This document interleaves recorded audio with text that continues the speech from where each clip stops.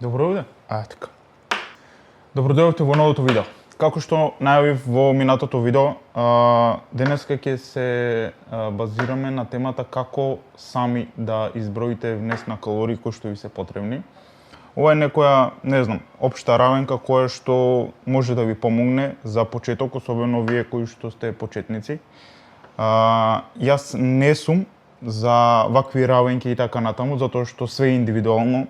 Како што имам дадено пример 75 кг за личност, може да биде, не знам, два примери. Еден кој што ќе има 75 кг, а ќе има, да речам, некаква физичка активност, некоја изградена мускулна маса и така натаму, а може да се земе и пример за личност од 75 кг која што воопшто нема мускулна маса, неактивна и така натаму. Што значи дека овие бројки ќе варираат. Но, ајде, да ви дадам еден пример како да се водите, како да пробате нешто сами доколку сакате и едноставно да почнете од некаде, а понатаму, додека не стигнете до некој одреден резултат и не видите дали нешто се менува, може да побарате помош од некоја, да речам, личност, која што ќе ви помогне и тоа е тоа. Равенка која што денес ќе ја користиме е нареднава. Значи, ја пишувате својата килажа, во овој случај ја земав пример од 75 кг. Денеска ќе се базираме, да речем, имам своја некоја личност створена во глава, која што има 75 кг. Од време на време оди во теретана, има некаква, да речем, има некој познавање, некаква физичка активност, ама не е ништо специјално.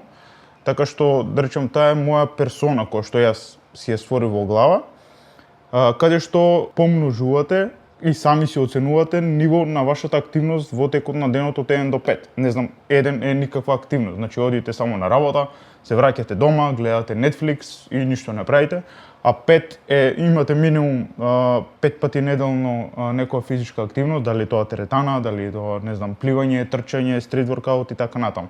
Значи вие сами ќе си оцените својата физичка активност. И додавате бројката 30 на таа физичка активност. Да речеме, јас во овој пример, мојата личност, која што ја замислив, има 75 кг и од 1 до 5 неговата физичка активност е 3. Што значи, во текот на неделата оди 2 до 3 пати неделно, да речем, во теретана, има некоја седечка положба на работа, да речем некои 8 сати и некој просек на дневни чекори му се, не знам, од 4000 до 6000. Значи тоа е некој просек кој што, да речем, ја има таа личност и јас сум оценил со број 3. Овој пример е се со цел да можам што поблиску да ви добивам што сакам да ви кажам и како сами да си се оцените, ама да бидете искрени према себе. Сега, ево го доле примерот, значи 75 кг помножено со 33, значи како што напоменав, бројката 30 ја додавате на физичка активност, еднакво на 2475. Сега, оваа бројка е внес на калории во текот на денот, каде што не додавате килажа и не губите килажа. Значи, оваа бројка ви е за одржување. Доколку, нели, секој ден си јадете исто, овој внес на калории, вагата нема да се менува, изгледот нема да се менува и така натаму. Сега, ако сакате калориски дефицит да направите, односно да спуштите килажа, оваа бројка ја помножувате со 0,80. Во овој случај ќе искочи 1980 и тоа е бројот на калории кои што ви се потребни за да намалувате телесна тежина. Сега, тоа е некој, да речем, калориски дефицит од некој 500 калории. Моја препорака е од 300 до 500, значи на неделно ниво, и да следите прогрес за да видите што се случува и дали премногу сте отишле во калориски дефицит и така натаму. Ако сакате да додадете килажа, ова го помножувате со 1.20 и тоа искача 2970. Значи 2970 калории во текот на неделата ви се потребни за да додавате телесна тежина, односно, речем, мускулна маса, доколку имате адекватен тренинг кој што ќе го возможи тоа. За оваа личност, што јас ја замислив од 75 кг, нели, како што оценив неговата физичка активност и така натаму, моје мислење е дека сосем доволно му се 1,8 грама протеини по килограм телесна маса, масти 1 грам и јаглихидратите остануваат, да речем, остатокот од калориите кои што ти се потребни за целта што сакаш да ја постигнеш. Дали ќе биде тоа калориски дефицит од 1980 или калориски суфицит од 2970. Тука направив два примера, односно за калориски дефицит и калориски суфицит, кои што се главни примери за да видите како отприлика да го направите својот план за исхрана. Значи јас овдека земав основни намирници, да речем извор на протеини се јајца, месо, веј протеин, јаглихидрати се ориз, батат, леп, овесни снеголки и извор на масти се исто жолчките од јајца, бадеми, путер од кикирики. Значи гледате што е возможно помал и поедноставен избор на намирници, да може лесно да ги вклопувате во вашата секојдневен живот и да не ви одзема многу време при таа подготовка, затоа што овие, да речем, оброци што ги направив, буквално може за помалку од 1 сат да ги спремите и да имате квалитетни оброци во текот на денот. Значи земавме оброк број 1 да бидат овесни снеголки, протеин, путер од кикирики, банана. Исто, може тука да манипулирате со различни, да речем, намирници, место банана може да бидат некои боровинки, малини и така натаму, ама во тој случај ќе се менува грамажата затоа што бананата има повеќе калории. Да не навлегуваме толку детално, ова се некои примери кои што мислам дека ќе ви помогнат. Тука имате оброк број 2, комбинација на пилешко бело месо, ориз и секако обавезно салата по избор за додатни влакна. Оброк број 3, јајца, леп, салата и оброк број 4, повторно пилешко бело месо со благ компир, односно батат, и имате боровници како, да речем, на крајот оброкот да се засладите. Што може да приметите кај ова мени и кај ова мени? А тоа е буквално истите намирници, само грамажата се разликува.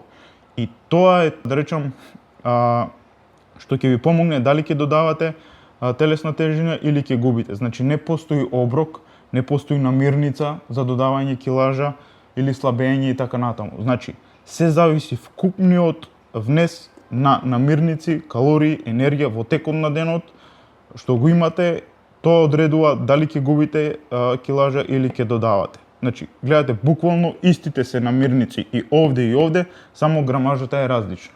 Пример, за губење на телесна тежина имате 70 грама овесни снеголки, а за додавање имате 120 грама. Ништо нема комплицирано, се е едноставно, исхраната е многу едноставна, немој да ја комплицирате. Ако мислите дека не знам, можам некако да ви помогнам, значи што се однесува и кога сами ќе си составувате план и така натаму, слободно можете да ми пишете.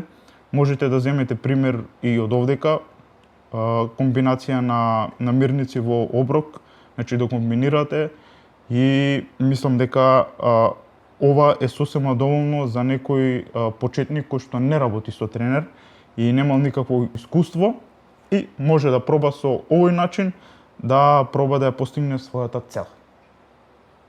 Да го кажев, И тоа е тоа за денешната тема. Се надевам некако успеав да ви помогнам. Значи се трудам што е можно да ги поедноставам работите, затоа што денеска на социјалните мрежи е многу комплицирано и сите се плашите негде да почнете, а верувајте дека не е ништо комплицирано, све е едноставно, само е битно вие да сакате и да имате желба за промена. А другото е многу поедноставно кога ќе се примени во пракса. Сега може да преминеме на делот Q&A, односно да одговорам на прашањата кои што ми ги поставувате на Инстаграм. И тоа е тоа. Се гледаме.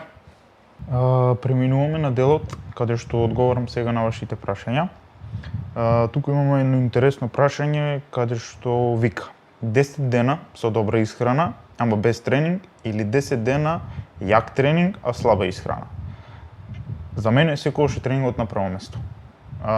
Доколку тренирате јако, паметно, исхраната може да речем да биде испочитувана и до 70%, ама вие да постигнете некаков резултат.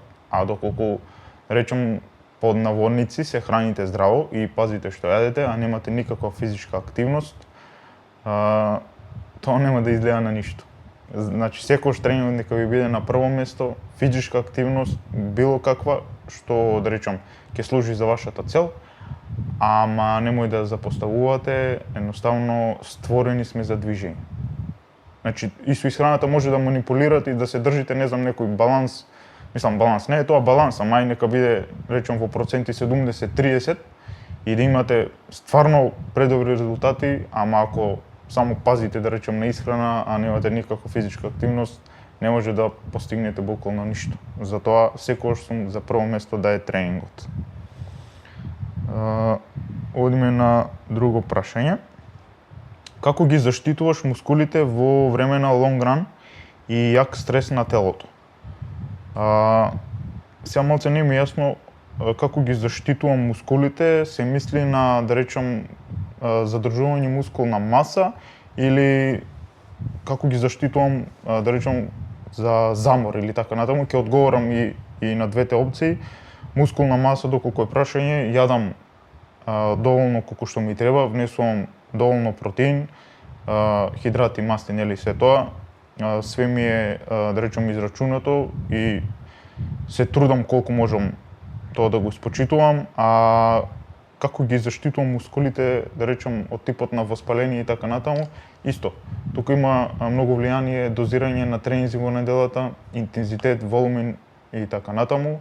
И нешто што практикувам после секој трчање е ладен туш, односно држам некои добри 5 минути на нозете за да ми ги опушти и тоа многу ми помага. Тоа сум го пробал неколку пати до сега и многу ми помага и го применувам цело време.